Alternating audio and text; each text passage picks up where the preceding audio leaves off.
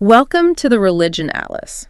Where we map humanity's spiritual journey across continents, cultures, and centuries. Right. And, in each deep dive, we explore the beliefs, the traditions, the wisdom that have basically shaped civilizations and continue to influence billions of lives today. Join us as we discover the fascinating world of religion, one tradition at a time. So I want you to imagine a single guy sitting completely alone under a tree in northern India. This is the 6th century BCE. And he's just trying to figure out why human beings are so deeply, inescapably unhappy. Yeah, just sitting there in silence. Exactly. Now imagine that man's private, silent thoughts eventually resulting in 40,000 secret manuscripts sealed in a Chinese desert cave centuries later. It's wild to think about. Right. Imagine his quiet realization under that tree, leading an ancient emperor to carve his ideas into stone pillars across a massive empire. And then you fast forward to today, and those exact same ideas form the core programming of that mindfulness app that's probably sitting on your smartphone right now. I mean, it is arguably the most successful transmission of an idea in human history. Oh, without a doubt. We are talking about a concept that originated in a very specific, localized sociopolitical climate, right? Yeah. Yet somehow it proved so remarkably adaptable that it reshaped the entire philosophical infrastructure of Asia, and eventually the globe. Welcome to this deep dive. Today, we're stepping into the vast philosophical and truly staggering historical journey of Buddhism. It's a huge topic. It really is. And to do this, we have a pretty comprehensive stack of sources in front of us today. Yeah, we're pulling from detailed historical and geographical data, mapping the physical spread of the religion over time. And we also have granular guides on Buddhist meditation techniques from Mindworks, which is great for the practical side. Exactly. And crucially, we are working with translated scriptures, specifically Alan R. Baumhard's translation of the Dhammapada. Which gives us this direct line into the early textual tradition, which is so important. It really grounds the conversation. Yeah, and I know that for you listening, your background on this might vary wildly. Maybe you practice a form of Buddhist meditation and you just want the historical context. Or maybe you're just looking for a mental shortcut to grasp a philosophy that has influenced so much of human history without drowning in academic jargon. Right. We want to skip the textbook lecture. We're going to move past the basic tropes and uncover how this one wandering ascetic sparked a global, basically open source spiritual revolution. I love that framing, open source spirituality. Right. So let's start with the human origin story. Because before there was a global religion, before there were massive golden statues or intricate mandalas, there was just a guy, Siddhartha Gautama. The historical figure of the Buddha. Yeah. So based on the scholarly consensus in our sources, Siddhartha Gautama was born around 563 BCE in Lumbini. Which is located in present-day Nepal, for context. Right. And he was born into the Shakya clan, specifically into a wealthy Kshatriya family. Now, I want to pause on that Kshatriya detail for a second, because I think the social context of the 6th century BCE Indian subcontinent is... well, it's crucial for understanding why his ideas took off the way they did. Oh, absolutely. Because the Kshatriyas were the warrior and ruling class, right? They were just below the Brahmins, the priestly class, in that Vedic social hierarchy. Yeah, they were the political and military elite.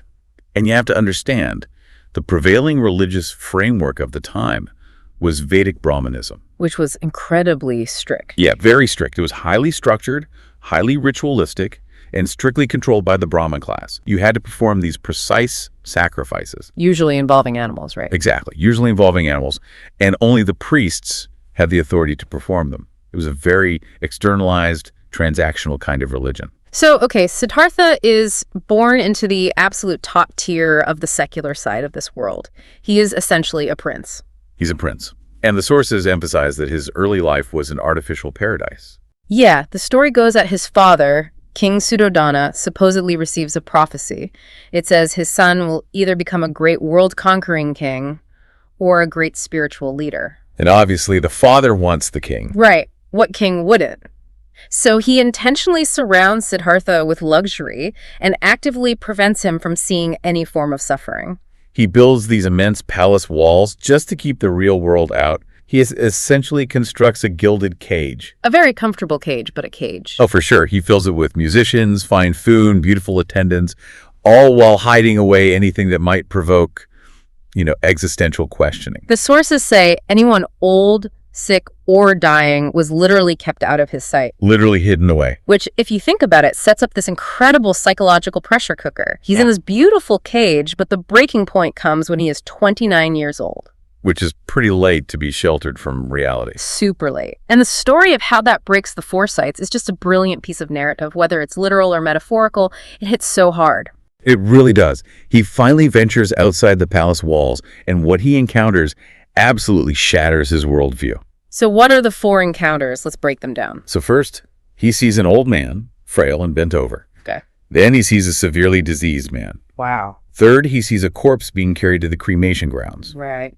And the fourth, finally, he sees a wandering ascetic, a spiritual seeker.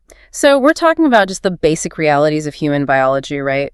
Old age, sickness, and death. But to him, it was a revelation of absolute horror. It completely broke him. I try to imagine the psychological impact of that.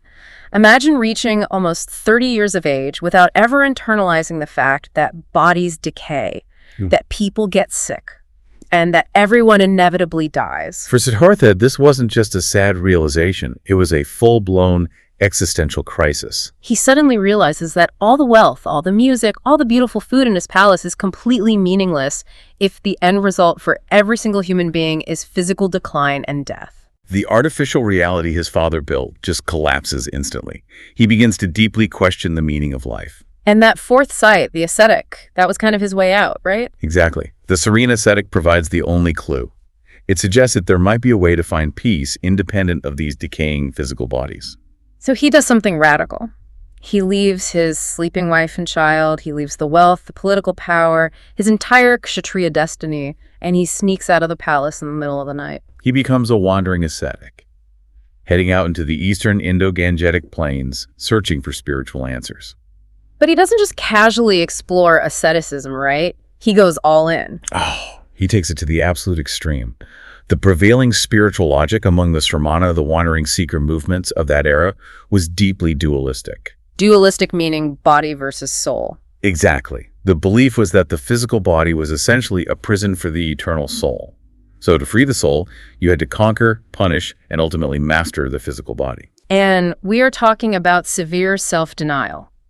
The texts describe prolonged fasting to the point of emaciation. He's eating maybe like a single grain of rice a day. It's brutal, holding his breath until he experiences excruciating headaches, exposing himself to extreme heat and cold. He pushes his biology to the absolute brink of death. And he spends 6 years doing this, outperforming all of his ascetic teachers. But instead of spiritual liberation, he just finds himself starving, exhausted, and incredibly close to death. Right. He realizes that a starved brain cannot achieve the clarity necessary to understand the nature of reality. I've been turning this over in my head as I was reading the sources. Looking at his initial plunge into this extreme asceticism, it seems like it was just another form of grasping. Yeah, what do you mean? Well, he was so attached to the idea of escaping the suffering of the body that he attached himself to an obsession with starving it. The focus was still entirely on the physical form. He was just playing the same game of attachment, but inverted. That is a great point. And that inverted attachment is exactly what he recognized. Violent deprivation of the body is still an obsession with the body. Exactly. Neither the extreme indulgence of his palace life, nor the extreme deprivation of the forest was the answer. They both produced mental agitation. This realization is what leads him to formulate the middle way. So he accepts a bowl of milk rice from a village girl, right? He regains his physical strength, much to the disgust of his ascetic companions who think he's basically sold out. Yeah, they abandon him. And then he goes and sits down under a specific tree. The famous Bodhi tree, a sacred fig tree located in Bodh Gaya in the modern Indian state of Bihar. He vows not to rise until he has broken through to the truth. And it was there, through deep meditative absorption, that he attained nirvana or enlightenment. He becomes the Buddha. Which is a title, not a name. Right. The etymology comes from the Sanskrit root bud, which literally means to wake up. He wasn't claiming to be a god or a prophet receiving a message from an external deity. He was simply the awakened one. He woke up to the true mechanics of reality. But before we get into the philosophy of what he woke up to, the physical location of this awakening and his birth brings up a highly debated issue in our historical sources. Oh, right. The archaeological data regarding the Maya Devi temple in Lumbini. His reputed birthplace. I was looking at this and I'm genuinely confused by some of the academic arguments here. Yeah, it's a hot debate. Because in 2013, an archaeologist named Robert Cunningham discovered the remains of a timber structure, a bodhigara or tree shrine, directly beneath the later brick temples at Lumbini. Right. And he dated this structure using radiocarbon and optically stimulated luminescence to 550 BCE. Which perfectly aligns with Siddhartha's traditional birth timeline in the mid-6th century BCE. Exactly. So Cunningham argued this could be the earliest physical evidence of a Buddhist shrine, anchoring the timeline of early Buddhism. But then scholars like Richard Gomberg and Jeffrey Samuel immediately pushed back. Right. They argued that just because they found a tree shrine from 550 BCE at Lumbini doesn't mean it was a Buddhist shrine. Which, how does a tree shrine at the exact reputed birthplace of the Buddha end up not being Buddhist? Well, it comes down to the pre-existing religious landscape. Samuel points out that pre-Buddhist tree worship was ubiquitous in the region. Like local nature spirits. Exactly. Local people worshipped nature spirits called yakshas, which were believed to inhabit certain ancient trees. Several locations later associated with early Buddhism and Jainism were, in fact, originally yaksha shrines. Okay, so the argument is that early Buddhism didn't just invent sacred spaces out of thin air. It set up shop in locations that the local population already considered sacred. Yeah, it absorbed the pre-existing yaksha culture rather than bulldozing it. It's a classic example of religious syncretism. Totally. The tradition of circumambulating and worshiping at a sacred tree was already hardwired into the local culture. Buddhism provided a new, profound philosophical context for that pre-existing behavior. Instead of worshiping a tree spirit for a good harvest, you venerate the site where a human being achieved ultimate clarity. Exactly. Okay, let's dive into that ultimate clarity. Siddhartha woke up under that tree. But what exactly did he wake up to? What is the fundamental diagnosis he made about the human condition? Because this realization is the absolute bedrock of the entire religion atlas we are mapping today. He articulated his realization in the Four Noble Truths. This is the foundational doctrine shared by every single Buddhist tradition. From the Theravada monks in Sri Lanka to the Vajrayana lamas in Tibet, right? Everywhere. And the structure of the Four Noble Truths is fascinating because it reads exactly like a medical diagnosis. I love this analogy. You have the symptom, the underlying cause, the prognosis, and the prescription. Let's examine the symptom. Truth number 1, dukkha. Dukkha is most commonly translated into English as suffering. But that translation is notoriously inadequate according to our sources. It's too extreme, right? Yeah. The sources clarify that dukkha means not being at ease, unsatisfactoriness, or a fundamental friction in existence. Not being at ease resonates so much more than suffering, because suffering sounds acute, like a broken leg or profound grief. Right, but dukkha is subtler. Yeah, it's that low-level hum of anxiety we all feel. The feeling that even when things are going perfectly, they're like slipping through our fingers. That's dukkha. It's like a wheel on a cart where the axle hole is slightly off-center. It rolls, but there is constant friction. That is a perfect analogy. That friction is innate to the perpetual cycle of death and rebirth, which in Indian philosophy is called samsara. Samsara. Yeah, which literally translates to wandering. It's the cycle of aimless wandering from one life to the next, driven by the momentum of our actions. But here's where the mechanics of this philosophy get really complex and where it really breaks from the Vedic traditions of its time. The concept of the self. Right. Because if we are wandering from life to life, what exactly is wandering? In Hinduism, there is the Atman, the eternal soul. But the Buddha introduced the concept of Anatman, or non-self. The doctrine of Anatman is arguably the most radical philosophical departure Buddhism makes. So what does that actually mean? Well, the Buddha realized through his meditation that if you look closely at the human experience in your body, your feelings, your perceptions, your consciousness, you will not find a permanent, independent, unchanging self or soul anywhere. So wait, I'm not. You're a process, Yeah. a constantly shifting river of physical and mental phenomena. But if there is no permanent self, what reincarnates? How does the cycle of samsara actually function without an eternal soul moving from body to body? That's the million-dollar question. The mechanism driving the cycle isn't a solid entity. It is karma. Which means action, right? Simply action, specifically intentional action. The momentum of your desires, your aversions and choices creates a karmic trajectory. Okay. So when the physical body dies, that karmic momentum doesn't just vanish, it sparks a new process of existence. The classic analogy is lighting one candle from another. Oh, I've heard this. The flame on the second candle isn't the exact same flame as the first, but it is a direct continuation of its energy. Exactly. That is a staggering way to view existence. We are not nouns, we are verbs. We are just karmic momentum. Beautifully put. And that brings us to the second noble truth, the origin of this momentum, the cause of the disease. Samudaya. Yes, the origin of dukkha is identified as tai. Taya. Now, the source material translates this as craving, desire, or attachment, but I really love the literal translation, thirst. Thirst captures the visceral biological urgency of it, doesn't it? It totally does. It's the desperate clinging to pleasurable experiences, the desperate aversion to painful ones, and profound ignorance of clinging to the illusion of a permanent self. Because thirst is a reflex. You don't intellectualize it, your body just screams for water.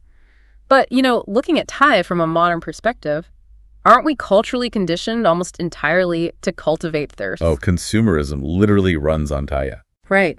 The algorithms on our phones are engineered to manufacture thirst.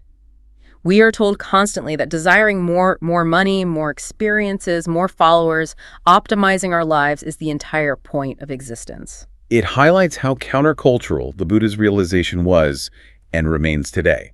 We live in an attention economy designed entirely to make you feel not at ease with what you have, to create a thirst so you will engage or buy the cure. But the Buddha's diagnosis is that this thirst is a bottomless pit.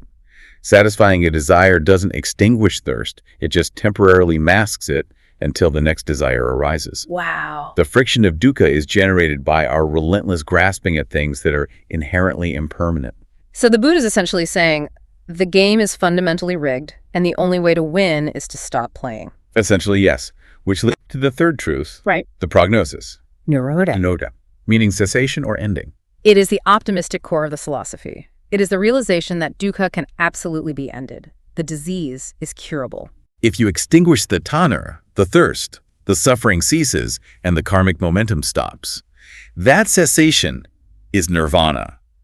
But, you can't just tell a human being, hey, stop being thirsty. You can't just command someone to stop grasping. No, it doesn't work like that. Right. You have to give them a systematic method to dismantle their own psychological conditioning. And that is the fourth truth, the prescription. The marga, the path. Specifically, the Noble Eightfold Path. This is the practical daily regimen required to let go of craving and exit the cycle of samsara. The sources break the Eightfold Path down into three distinct divisions. It's not just a list of commandments, it's a holistic restructuring of life, isn't it? Yes, the divisions are wisdom, ethical conduct, and mental discipline. Let's quickly go through them. So wisdom, or prajna, involves right view and right intention. It's understanding the reality of impermanence in non-self. Okay. And ethical conduct. Ethical conduct, or shila, covers right speech, right action, and right livelihood. You cannot calm your mind if your actions in the world are causing harm and generating chaotic karmic momentum. That makes total sense. And then the third division is mental discipline, or samadhi. Right effort, right mindfulness, and right concentration. And the translation by Alan R. Baumhard of the Dhammapada we are using highlights the absolute primacy of this path. It refers to it as the safe refuge. Verse 192 states, "This indeed is a safe refuge, the highest refuge. Having come to this refuge, one is liberated from all suffering." Now that verse lands heavily. It points out that human beings constantly seek refuge in external things, wealth, relationships, physical walls, but those things are impermanent, so they eventually fail as a refuge. The only true safety is internal. It's the realization of these truths. But a prescription is useless unless you actually take the medicine. You can read the Eightfold Path in a book, but walking it involves a rigorous practical training of the mind. How do you actually rewire a human brain that is evolutionarily programmed to grasp and thirst? You rewire it through sustained, specific meditation techniques. And the sources from MindWorks provide a really granular breakdown of how the mental discipline aspect of the Eightfold Path is operationalized. Let's look at the foundational practice first. Shamatha. Shamatha, which translates roughly to calm, abiding, or mindfulness. What's the goal there? The goal of shamatha is developing single-pointed concentration, clarity, and equanimity. In our default state, the human mind is chaotic, bouncing wildly from one thought to another, fueled by that relentless tanha. Right. Shamatha trains the mind to settle by focusing attention on a single object, most commonly the breath. It's the absolute prerequisite for any deeper insight. The analogy I always come back to is muddy water. You can't analyze what's at the bottom of a pond if the water is constantly churning with mud. You have to stop disturbing the water, let the silt settle to the bottom, and only then does the water become transparent. That transparency is crucial. You aren't suppressing thoughts. You're simply withdrawing your engagement from them, so the natural clarity of the mind reveals itself. And once that water is clear, you introduce the second, far more analytical practice, vipassana. Vipassana means special seeing or insight. So shamatha gives you the clear pond, and vipassana is you actually looking into the water to examine the elements at the bottom. Exactly. You use the laser-like focus developed in shamatha to investigate the true nature of reality. During vipassana, you observe your own physical sensations and mental formations arising and passing away. But you're just watching. Just watching. You watch a pain in your knee arise, peak, and vanish. You watch an anxious thought arise, linger, and dissolve. Through direct, experiential observation, you realize the truth of impermanence and the reality of attainment. You see that there is no solid you controlling the thoughts. There is only the process of thinking. That is profound psychological surgery. You are dismantling the illusion of the self from the inside out. But those practices seem very inwardly focused, heavily analytical. There is another meditation practice detailed in our sources that is explicitly outward focused, and honestly, it sounds like the most emotionally demanding concept in this entire framework. Metta meditation. Metta, or loving-kindness meditation. It is an incredibly powerful practice designed to cultivate unconditional benevolence. When do you do it? It usually begins after a period of shamatha, when the mind is settled and receptive. The sources outline very specific progressive stages for metta. You don't just sit down and try to broadcast love to the entire universe immediately, because the human brain can't process that genuinely. It's too abstract. Yeah, you have to build the emotional capacity methodically. The practitioner starts by directing wishes for well-being, safety, and happiness toward themselves. May I be happy. May I be free from suffering. Which, ironically, is an incredibly difficult hurdle for a lot of people to clear. Self-compassion does not come naturally to everyone. It's tough. But once that foundation is established, you open the circle outward. The second stage directs that loving kindness toward someone you love easily. Like a family member. A benefactor, a close friend, or even beloved pet. It's easy to generate genuine warmth for a dog. Generating love for a dog is the easiest thing in the world. The challenge begins in the third stage. You direct that exact same intense feeling of loving kindness toward a completely neutral person. The person who bags your groceries, the mail carrier. Someone you have zero emotional attachment to. You try to generate the exact same feeling of profound love for a stranger at the bus stop as you do for your own child or your dog. That is a massive psychological leap. And the fourth stage is the ultimate test. You direct that loving kindness toward a difficult person. Someone who has wronged you, someone you resent, or a genuine enemy. May they be happy. May they be free from suffering. Sending genuine, unconditional love to someone who has hurt you feels entirely counterintuitive to our biological survival instincts. It feels almost dangerous to the ego's protective walls. It is entirely counterintuitive to the ego. Taking a step back, my read on this process is that metta is basically strength training for empathy. You start with the lightweights, yourself, your pet. The neutral stranger is a medium weight, and the enemy is essentially the heaviest weight in the gym. I'd love that. You use the heavy weight not just to build empathy, but to completely tear down the ego's microfibers, dissolving the boundaries between self and other. The gym analogy holds up remarkably well. Lifting that heavy weight causes micro tears in the illusion of separation. The text explicitly states that the ultimate goal of metta is to radiate love until the distinct edges categorizing people as me, friend, or enemy completely fade away. Because if you truly understand attainment, non-self, then the barrier between you and your enemy is fundamentally an illusion. Exactly. Your suffering is their suffering. What remains when the boundaries dissolve is pure, boundless benevolence. That is a staggering cognitive behavioral exercise developed over 2 millennia ago. So we have the mind being radically rewired. But a localized philosophy, practiced by monks in the forests of northern India, doesn't become a global superpower without a massive delivery mechanism. Right, it needs to travel. How does this software actually leave the subcontinent? This brings us to the spread of Buddhism. The geographical spread out of the Indian subcontinent is a masterclass in historical logistics and cultural assimilation. For a few centuries after the Buddha's death, the tradition remained relatively localized to the Ganges basin. Okay.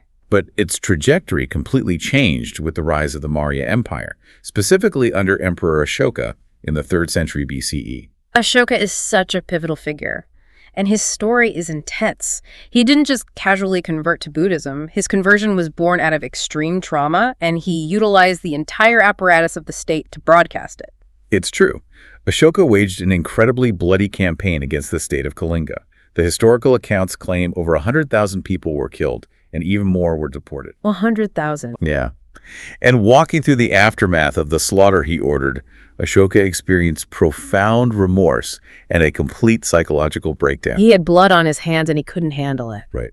So he converted to Buddhism, renounced armed conquest, and adopted a policy of dharma righteousness and nonviolence. And the logistics of how he spread this are amazing. He didn't have the internet or a printing press. He had rocks. Rocks and pillars. He enacted a series of edicts and had them carved into massive stone pillars and rock faces across his entire empire, which stretched from modern-day Afghanistan to Bangladesh. These rock edicts are some of the most important archaeological artifacts in Indian history. He instructed his subjects on ethical living, animal welfare, and the core tenets of the Dharma. He essentially turned the landscape of India into a massive state-sponsored billboard for Buddhist ethics. He even sent missionaries, right? Furthermore, he sent diplomatic missions and Buddhist monks across Asia, reaching as far as Hellenistic kingdoms in the west and Sri Lanka in the south. So the state sponsorship provided the initial push, but the sustained spread happened along the major economic arteries of the ancient world. The trade routes. The overland Silk Roads connecting China to the Mediterranean and the maritime Indian Ocean coastal networks connecting India to Southeast Asia. Thinking about this from a logistical standpoint is fascinating. You have merchants sailing across the Bay of Bengal and the South China Sea, timing their voyages with the monsoon winds. They are carrying tangible goods, spices, textiles, gold. But a ship doesn't just carry cargo, it carries culture. Monks traveled on these merchant vessels. Alongside the spices, they brought the Buddhist philosophy, the Sanskrit and Pali languages, new alphabetic scripts, and advanced artistic techniques. And the wealthy merchant classes heavily patronized Buddhism because it wasn't tied to the rigid caste system of Vedic Brahmanism. Port cities in Southeast Asia, in modern-day Indonesia, Malaysia, and Vietnam became massive cultural contact zones. And this cultural contact gives us one of the most incredible architectural examples of religious layering. Angkor Wat in Cambodia. Built in the 12th century CE by King Suryavarman II of the Khmer Empire, Angkor Wat remains the largest religious monument in the world. The sheer scale of it in the sources is mind-blowing. Hundreds of stone temples, intricate bas-reliefs, surrounded by a massive moat. But the defining feature of Angkor Wat's history is that it wasn't originally built as a Buddhist temple at all. No, it was originally conceived as a Hindu temple dedicated to the god Vishnu. Right. But as the religious landscape of the Khmer Empire shifted over the following centuries, Buddhism became the dominant state religion. But they didn't tear it down. The temple complex wasn't destroyed, it was repurposed. Hindu statues were replaced or reinterpreted, and massive Buddhist imagery was integrated. It is physical architectural evidence of how Indian religions spread into Southeast Asia and layered on top of one another. That concept of layering, of adapting to pre-existing structures, is key to understanding how Buddhism operates textually as well. Because unlike Western monotheisms, Buddhism doesn't have a single definitive Bible. The nature of the Buddhist canon is wildly different. There is no central Vatican or unified council that dictates a single closed canon for all Buddhists. The canonical corpus is unimaginably vast. Where did it start? The earliest collections are known as the Tripitakas, or the Three Baskets. These include the Sutras, which are discourses of the Buddha, the Vinaya, which are monastic rules, and the Abhiharma, the philosophical and psychological analysis. And it wasn't locked into one sacred, unchangeable language, right? It was translated extensively into Pali, Sanskrit, Tibetan, and Chinese. Each regional tradition curated, translated, and expanded its own collection. The Chinese Buddhist canon includes over 2,000 texts. The Tibetan canon has thousands more. The translation process is key here. My analogy for this textual history is that early Buddhism functioned like open source software. Expanding on that open source software analogy, how exactly does the translation process act like modifying code? So, in open source software, there isn't one proprietary locked-down code owned by a single corporation. The core source code is public. If a community needs the software to do something specific, they fork the code.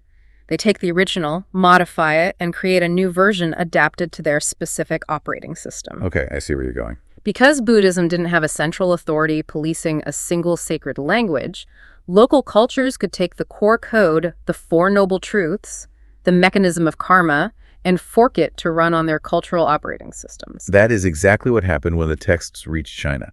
Translating abstract Indian philosophical concepts into Chinese was a monumental task because the languages and conceptual frameworks were so different. They had to use words people already understood. Right. To make the code run on the Chinese operating system, translators often use pre-existing Taoist terminology. For example, to translate the incredibly complex Indian concept of sunyata, or emptiness, early translators used the Taoist term wu, meaning non-being. But non-being carries a completely different philosophical flavor than emptiness. Precisely. It fundamentally altered the flavor of East Asian Buddhism. The code was rewritten through the lens of Taoist philosophy, leading to distinct traditions like Chan, which eventually became Zen in Japan. To understand the sheer volume of this open source code, we have to look at one of the most stunning archaeological discoveries of the 20th century, the Dunhuang Caves. The Mogao Caves in Dunhuang, China, situated right on the edge of the Gobi Desert along the ancient Silk Road. In the year 1900, right? Yeah, 1900, a Taoist monk named Wang Yuanlu, who had appointed himself guardian of the caves, discovered a hidden door. Behind it was a small cave that had been completely sealed up and hidden around the 11th century. And inside this sealed, perfectly dry desert room, he found an absolute treasure trove. Over 40,000 manuscripts, paintings, and printed documents, perfectly preserved for almost 1,000 years. It was an unparalleled time capsule. It contained Buddhist sutras in multiple languages: Chinese, Tibetan, Sanskrit, Sogdian, Uyghur. It completely revolutionized modern scholarship's understanding of how texts were translated, copied, and transmitted along the Silk Road. It proved just how fluid and interconnected this open source network really was. But because it was open source, and because it spread across such vastly different geographies, major philosophical divergences were inevitable. The code forked into entirely different vehicles of practice, which brings us to the massive divergence: Theravada versus Mahayana. Let's map out where these two main branches live and the deep philosophical tension between them. Scholars broadly categorize the extant traditions into two major branches. First, we have Theravada, which translates to the School of the Elders. Geographically, where did Theravada establish its stronghold? It is the dominant form in South and Southeast Asia. According to our geographical sources, it arrived in Sri Lanka around the 3rd century BCE, thanks to Emperor Ashoka's son Mahinda.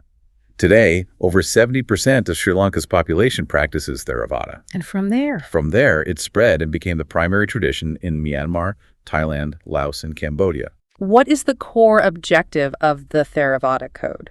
Theravada is highly conservative and relies primarily on the oldest surviving texts, the Pali Canon. The primary emphasis is on personal, individual liberation. The ultimate goal is to attain nirvana, to extinguish the defilements of craving and ignorance, and to permanently exit the cycle of samsara. Exactly. The ideal practitioner in this tradition is the Arhat. The Arhat. Yes, the Arhat is a worthy one who has attained full awakening and will not be reborn. They have successfully followed the Buddha's path and escaped the burning building of existence. It's an urgent, highly disciplined individual mission: get out of the fire. Yes. Now contrast that with the second major branch, which takes a radically different approach to the burning building, Mahayana. Mahayana translates to the Great Vehicle. It is the largest branch of Buddhism globally in terms of sheer numbers. It is the dominant form in East Asia, China, Japan, Korea, Taiwan, Vietnam, and parts of Malaysia. It encompasses diverse traditions like Zen, Pure Land, and Tiantai. And their ultimate goal shifts away from the Arhat. Completely. Mahayana shifts the ultimate ideal to the bodhisattva. A bodhisattva is an individual who is entirely capable of attaining nirvana and exiting the cycle of rebirth, but they take a profound vow to intentionally delay their final liberation. They stay in the burning building. Why? Out of ultimate compassion, they vow to remain in samsara, returning life after life until every single sentient being has achieved liberation. They refuse to walk through the exit door until everyone else goes first. Correct. This represents a massive philosophical paradigm shift and, honestly, a point of deep tension. Looking closely at the texts, doesn't the bodhisattva ideal of Mahayana fundamentally contradict the Buddha's original prescription? It's a heavy debate. Because if the first noble truth diagnoses life as dukkha, And the whole point of the Eightfold Path is to end that suffering by exiting samsara. Isn't a vow to purposefully remain in samsara for countless eons a direct violation of the original goal? Is it a contradiction or a natural evolution? The tension there is the defining debate between the two vehicles. Sure. From a strict early textual standpoint, Theravada argues that the Buddha taught the path to immediate liberation. Yeah. If the house is on fire, the logical and prescribed action is to get out. Right. You don't sit in the flames indefinitely. However, the Mahayana philosophers argue that their path is the ultimate logical conclusion of the Buddha's own teachings on man, non-self. Okay, follow that thread for me. If you truly realize, through meditation, that the independent, separate self is an illusion, then the boundary between my suffering and your suffering does not exist. Oh, wow. Therefore, how can an enlightened mind achieve liberation for itself while others remain trapped? If we are all fundamentally interconnected processes, then escaping alone is a metaphysical contradiction. True enlightenment in the Mahayana view must logically manifest as boundless active compassion for all beings. So it's not a rejection of escaping suffering. It's a vast expansion of who is being rescued. The great vehicle is a vehicle large enough to carry everyone. So it's taking that meta meditation, dissolving the boundary between self and enemy, to a staggering cosmological extreme. You don't just wish them well, you commit to suffering alongside them across infinite lifetimes to ensure their ultimate safety.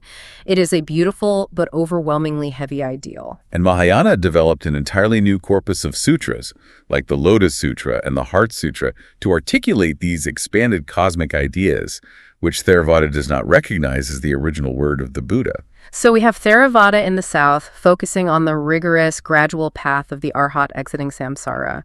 We have Mahayana moving east, focusing on the vast, compassionate, great vehicle of the Bodhisattva.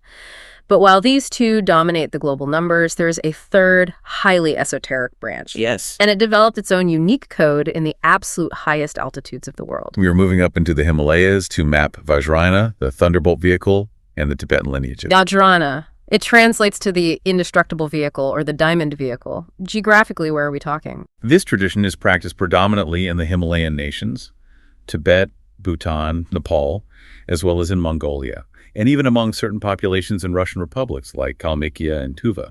The name itself implies something intense. Why the Thunderbolt vehicle? The name derives from the ritual use of the Vajra. The Vajra is a symbolic physical ritual object, often made of brass or bronze. Philosophically, it represents two things: the properties of a diamond, meaning the indestructible, luminous nature of awakened consciousness, and the properties of a thunderbolt. A thunderbolt representing sudden, overwhelming force. Yes. While Theravada emphasizes a slow, gradual path over many lifetimes, Vajrayana asserts that through advanced, intense esoteric techniques, a practitioner can achieve full Buddhahood suddenly in a single lifetime. It's a lightning strike of realization. But the mechanics of this tradition are highly secretive, aren't they? You can't just pick up a Vajrayana text, read the instructions, and expect to achieve enlightenment. The system operates entirely around the figure of the Lama. Lama is the Tibetan word equivalent to the Sanskrit guru, meaning a venerable spiritual teacher. In Vajrayana, the relationship between the student and the Lama is absolute. Because the practices are dangerous. Because the core practices are esoteric, meaning hidden or secret. They require direct transmission. The Lama must formally initiate the student and empower them to engage in the practices. And these practices are fascinating because they heavily engage the physical body and sensory experience, utilizing things like mudras and mandalas. How exactly do hand gestures and geometric sand paintings alter human consciousness? Vajrayana theory operates on the premise that you must engage body, speech, and mind simultaneously to achieve that sudden breakthrough. Mudras are highly specific, symbolic hand gestures that engage the physical body. Okay, that's body. Mantras are sacred sounds or syllables chanted to engage speech and breath. And mandalas are incredibly intricate visual architectures, often representing the palace of a specific deity that engage the mind through intense visualization. So you're hitting all the channels at once. By occupying all three faculties simultaneously, the practitioner effectively overloads and shuts down the mundane, grasping ego, allowing the indestructible, enlightened nature to shine through. And this rich, complex tradition didn't emerge as a monolith either. The sources outline 4 major lineages of Tibetan Buddhism that developed over centuries, each with distinct flavors and historical origins. Starting with the Nyingma. Yeah, the oldest one is fascinating because of how it's syncretized with local magic. The Nyingma Pa, or the Ancient Ones. They trace their origins all the way back to the 8th century, specifically around 817 CE. The Tibetan king Trisong Detsen was trying to establish Buddhism in Tibet. But according to the histories, local demonic forces and spirits were obstructing the construction of the first monastery at Samye. So the king calls in a specialist. He invites an Indian tantric adept named Guru Padmasambhava, also known as Guru Rinpoche. Padmasambhava travels up into the Himalayas. And he doesn't just preach philosophy. He uses advanced tantric magic to subjugate the local spirits, essentially binding them by oath to protect the Dharma. Which is an incredible origin story. And what's crucial here is the cultural blending. The pre-existing religion in Tibet was Bon, which involved deep animism, shamanism, and a belief in a landscape filled with spirits. The Nyingma tradition didn't eradicate Bon, it synthesized with it. The profound, systematic Indian Buddhist philosophy met the rugged, magical shamanism of the Himalayas, and they merged to create this completely unique hybrid ecosystem. It's the ultimate example of the open source code adapting to a new environment. Following the Nyingma, we see the development of other lineages. By the 11th century, the Sakyapa lineage emerges. The Sakya lineage is unique regarding its leadership structure. Right, it's hereditary, isn't it? Yes, the succession of leadership in the Sakya school is hereditary, passing down within the noble Khan family. Their central teaching framework is called Lamdra, which translates to the path and its fruit. It's a highly systematized synthesis of both exoteric, public philosophy, and esoteric tantric teachings. Around that same time, another major lineage takes shape, emphasizing intense yogic practices, the Kagyupa. The Kagyupa traces its roots back to great Indian yogins like Tilopa and Miropa. They place a massive emphasis on direct, experiential realization. Their signature practice is Mahamudra, the Great Seal. How does Mahamudra work mechanically? Mahamudra skips the elaborate visualizations of deities and focuses on meditating directly on the nature of the mind itself. The practitioner learns to observe the observer. When a thought arises, instead of following the thought, they look directly at the emptiness from which the thought emerged. Just looking at the space between thoughts. Combined with the physically demanding esoteric practices known as the 6 yogas of Naropa, which include things like generating internal bodily heat to survive in the snow, it is a fiercely ascetic and meditative tradition. So you have the ancient syncretic magic of the Nyingma, the scholarly hereditary structure of the Sakya, and the intense direct yogic practices of the Kagyu. And then a few hundred years later, in the late 14th century, a massive reform movement sweeps through Tibet. This brings us to the 4th and newest of the major schools, the Gelugpa, founded by a revered scholar and lama named Tsongkhapa. The Gelugpa is the lineage that the international community is most familiar with today. Yes, because it is the lineage of the Dalai Lama. Tsongkhapa was a reformer. He looked at the proliferation of esoteric tantric practices and felt there was a need to return to the basics. Cleaning house a bit? Exactly. He emphasized strict monastic discipline, celibacy, and a rigorous, heavily structured academic curriculum of philosophical study and debate before a monk was allowed to engage in advanced tantra. And the Gelugpa instituted a concept of leadership that is entirely unique. Not hereditary by blood like the Sakya, but succession through reincarnation. They developed the profound theological conviction that the bodhisattva of absolute compassion, Avalokiteshvara, known in Tibet as Chenrezig, is continually present in the world to aid sentient beings. The Dalai Lama is recognized not just as a political or spiritual leader, but as the continuous physical incarnation of that specific bodhisattva of compassion. The current Dalai Lama, Tenzin Gyatso, is recognized as the 14th in this uninterrupted line of reincarnations. It's an unbroken chain. Zooming out and looking at this entire religion atlas we've mapped today, it is almost difficult to comprehend the scope of it.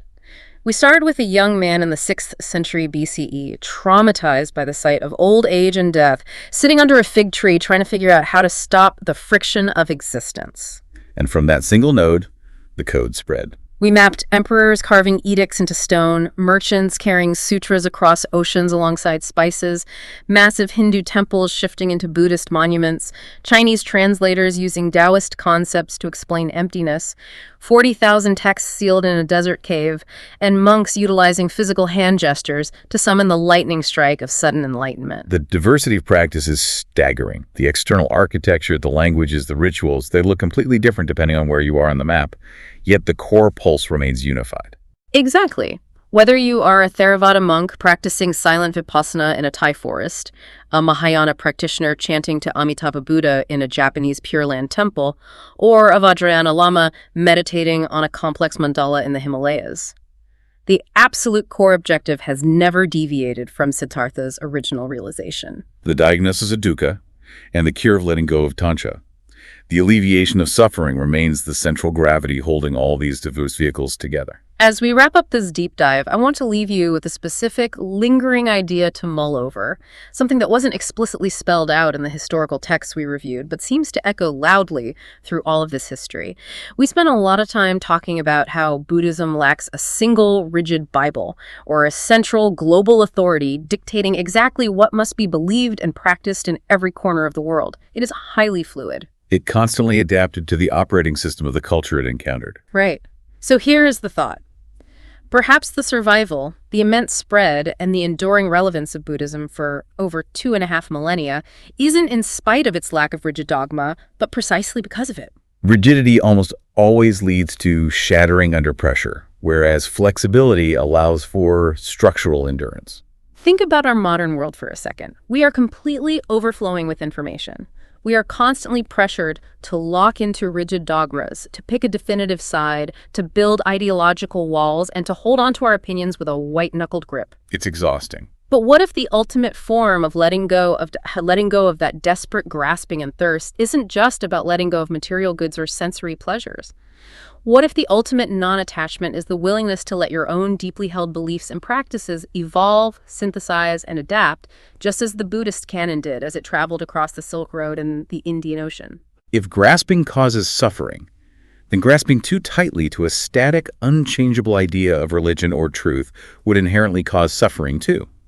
The middle way might just be having the courage to let the truth remain fluid. That is something to sit with the next time you feel the urge to dig your heels in.